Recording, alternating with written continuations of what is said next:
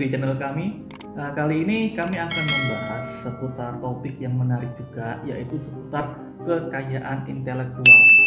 Ya, banyak teman-teman yang mungkin tidak tahu apa sih itu kekayaan intelektual atau bisa disebut dengan intellectual property ini. Ya, bagi teman-teman yang belum mengetahui bahwa gampangannya kalau intellectual property ini atau kekayaan intelektual ini terdiri dari berbagai macam seperti merek, paten, hak cipta, industri, dan lain sebagainya. Oleh karena itu, di kesempatan kali ini kami akan membahas seputar kekayaan intelektual bagi teman-teman yang mungkin dapat bermanfaat. Oke, langsung saja kita ke topik pembahasannya.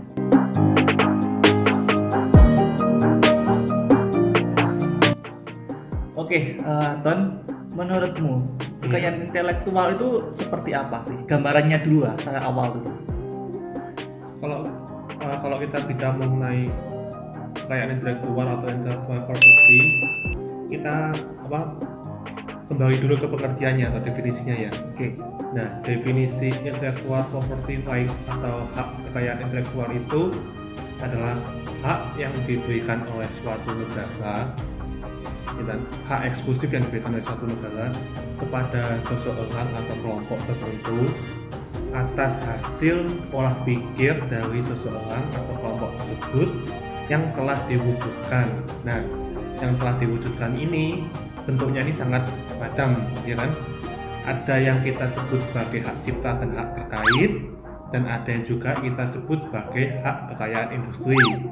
Nah, sikup pembagiannya secara garis besar seperti itu, ada yang hak kekayaan industri sama hak cipta dan terkait. Nah, kalau hak cipta dan terkait ini, nah ini orang-orang ini kadang salah menyebutkan ya, ya seperti Koko bilang kan, banyak yang bisa bilang bahwa aku mau mematenkan laguku. Iya. Nah, kalau mematenkan itu sebenarnya bukan masuk dari lingkup hak cipta, ya kan? Kalau hak cipta ini kita itu membahas tentang seni, sastra, dan ilmu pengetahuan, itu masuknya ke lingkup hak cipta. Sedangkan kalau paten itu sebenarnya masuk ke lingkup hak kekayaan industri, di mana hak kekayaan industri itu kan juga ada merek, ada desain industri, ada paten, ada rahasia dagang, ada sirkuit tata letak terpadu, ada juga kualitas tanaman, ya kan? Nah, paten itu sebenarnya masuk dari kekayaan industri itu yang disebut dengan paten. Tapi secara spesifiknya itu sama-sama dianggap sebagai kekayaan intelektual ya? Iya, secara prinsipnya kan kekayaan intelektual itu kan merupakan ini ya, aset yang tak berwujud atau yang disebut dengan intangible asset. Dimana kan kekayaan intelektual ini kan memberikan nilai ekonomis kepada inventor atau penciptanya. Nah, paten ini kalau kita bicara tentang paten dulu ya, misalnya paten ini kan diberikan itu atas suatu bukan penemuan sih, atas suatu invensi lah, suatu peningkatan gitu. Kita dapat meng-create suatu teknologi, entah itu nanti masuknya ke paten sederhana atau paten biasa yang dapat diaplikasikannya itu ke bidang teknologi sih kalau paten itu. Lebih ke tekniknya ya? Lebih ke tekniknya seperti itu. Oke, berarti dari penjelasan tadi kamu dapat simpulkan bahwa kekayaan intelektual itu kan terdiri dari berbagai macam. Iya. Yang tadi kamu sempat bilang juga, itu kalau kita mau mendaftarkan merek seumpamanya ya, itu banyak orang-orang yang salah bilang ya, saya mau mematenkan merek saya. Nah, ya itu berarti salah ya? Ya salah. Kalau kita bicara merek ini kan tujuannya kan supaya untuk branding ya, branding. Nah, kita kan merek itu kan cuma lingkupnya kan cuma untuk kayak gampangannya kayak cap gitu lah. Kita mengecapi suatu produk kita dengan merek atau logo tertentu, supaya tujuannya merek itu sebenarnya sebagai pembeda aja sih. Oh, merek A, merek B ya, berbeda sebagai tanda pembeda.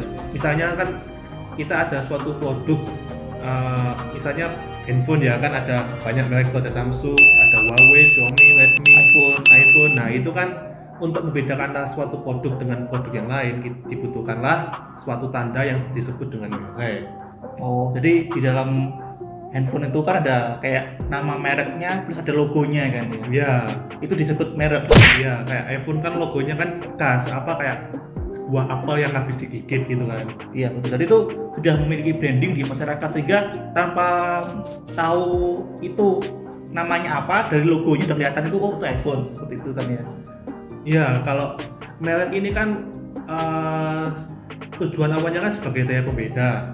Nah, apabila nanti merek ini atau barang yang diproduksi tersebut itu semakin dikenal oleh masyarakat, otomatis merek tersebut nantinya dapat meningkat statusnya menjadi merek terkenal. Betul betul. Ya saya juga itu ya menarik ya karena kan selama ini kalau kita gampangan lah kita beli air minum ya kita kan di toko kan beli aquanya ada gitu kan padahal kan aqua kan merek kan ya. Iya, Padahal yang bener kan air putih. ya air mineral. Nah, air mineral ini kan ada berbagai macam merek kan ya.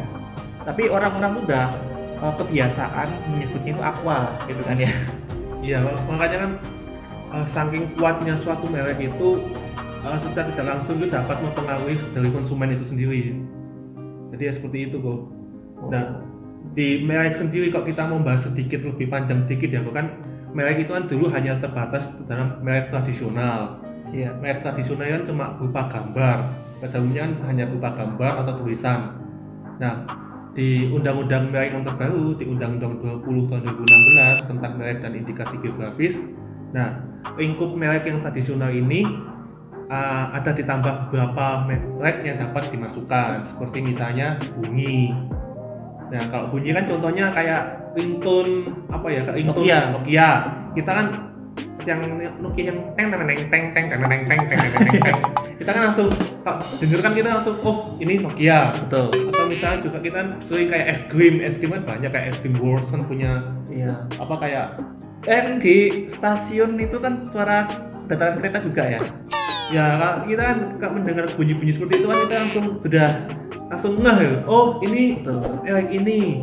Oh ini merek ini. Nah, bunyi itu sekarang sudah dimasukkan ke merek dan bisa didaftarkan. Selain bunyi ada lagi nggak? Selain bunyi juga ada merek yang berbentuk Katanya ada juga bau juga ya. kalau bau belum kok. Bau soalnya terkendala di dalam ini aja sih. Kalau merek itu kan dia itu harus bisa dituliskan dalam bentuk grafis. Oh. Nah, jadi kalau bunyi kan masih ada kayak notasinya.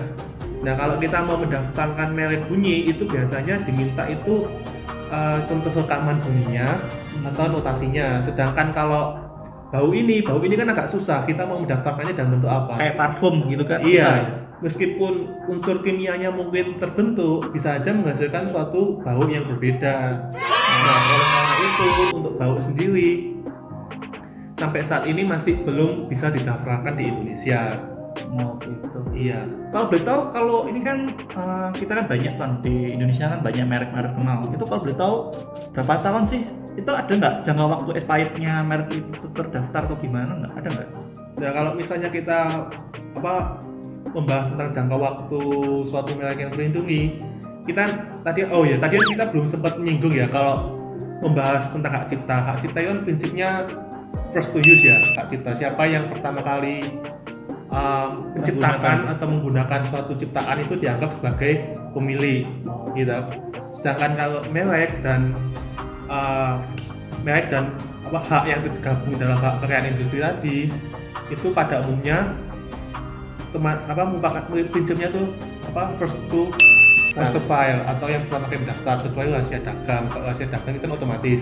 Oh jadi kalau saya belum menyimpulkan ya, kalau hak cipta itu siapa yang menggunakan udah disebarkan untuk umum, Ya. itu diakui sebagai pemiliknya ya. Iya. Tapi kalau merek siapa yang mendaftar dulu itu yang dianggap sebagai pemiliknya, seperti itu gampangannya ya. Ya, makanya itu kalau kita punya merek, ini kalau kita tidak mau istilahnya kalau ditikung lah sama teman, lebih baik kita mendaftarkan merek itu secepatnya daripada kita sudah punya merek sendiri, sudah punya branding, sudah lumayan dikenal, kita lupa mendaftar. Dan takutnya ada teman kita yang mendaftar menggunakan Dengan merek etikat kita. tidak baik. Iya, dengan etikat tidak baik. Kalau dalam hal tersebut yang dilindungi Yang teman pertama. kita. Enggak, ini kan teman kita yang mendaftar. Betul. Yang pertama mendaftarkan. Nah, yang pertama mendaftar. Oke. Oke, berarti kan kalau merek tadi jangka waktunya masih belum jawab itu berapa tahun sih? Iya Pak, jangka waktu merek ini kan pada umumnya kan jangka waktunya itu 10 tahun ya Pak ya. 10 tahun ya. Dan dapat diperpanjang selama 10 tahun terus gitu. Berarti kalau seandainya ya 10 tahun ini udah terdaftar, udah mau habis diperpanjang lagi bisa? Bisa, biasanya kalau mempanjang itu 6 bulan sebelum dan 6 bulan sesudah ya Pak, kalau nggak salah ya. Oh, berarti kalau udah 10 tahun lagi diperpanjang lagi itu bisa sampai seterusnya gitu? Bisa, kalau kita bicara merek bisa seperti itu. Oh, berarti enak ya, berarti kan kita terjamin lah gitu loh. Ya, kalau merek kan tujuannya supaya produk kita ini kan terjaga sih.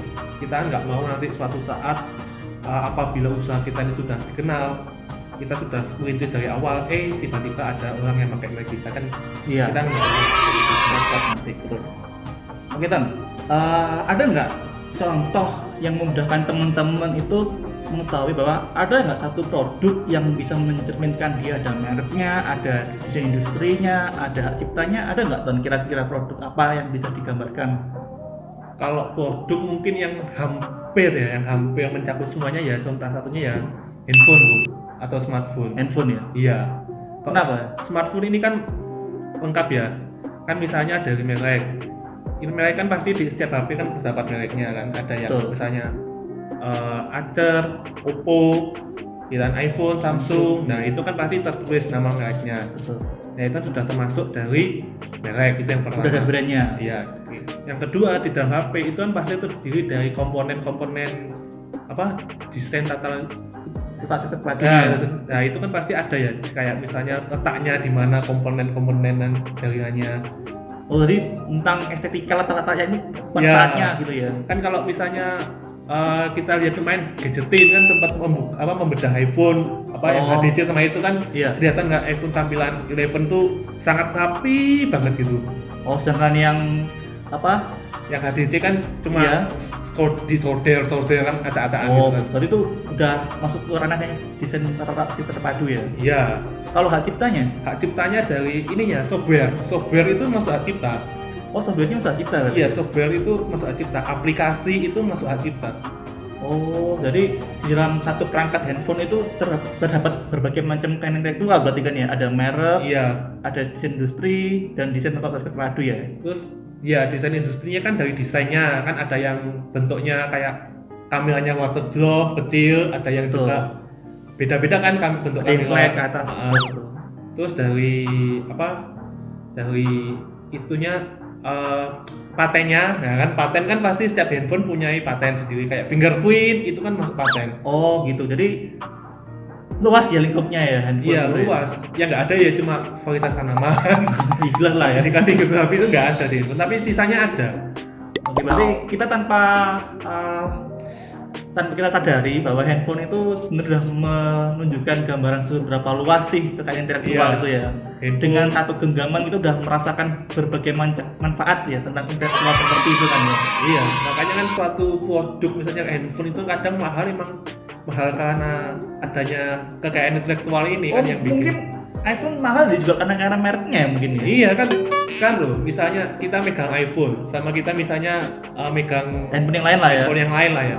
Kita kan kalau megang iPhone kan kita sudah ada kayak rasa kebanggaan sendiri. Sudah ada rasa sultannya. Iya kan, itu sudah memberikan nilai tambah lah bagi penggunanya.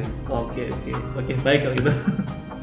Mungkin di video-video kami berikutnya kami akan bahas tentang lebih lanjut ya tentang apa itu merek, cipta, paten, industri, hasil dagang juga.